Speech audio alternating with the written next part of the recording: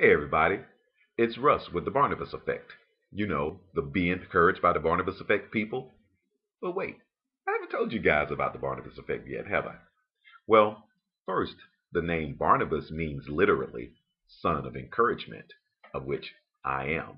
And secondly, I've started a company called the Son of Encouragement LLC, appropriately named, right? We need your help to spread our brand of encouragement.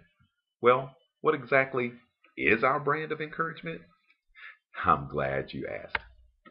Well, as you help encourage the effect, so to speak, we'll do several things. First, we'll finish designs for our apparel. We'll finish prototypes for our jewelry line. We'll hire a business consultant, promotions and marketing directors. We'll find a place for operations because, as you can see, my apartment is just too small.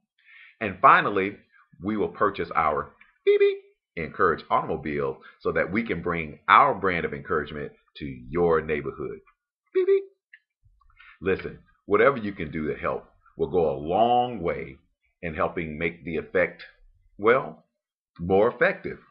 So, folks, we appreciate your time. We look forward to coming to a neighborhood to you.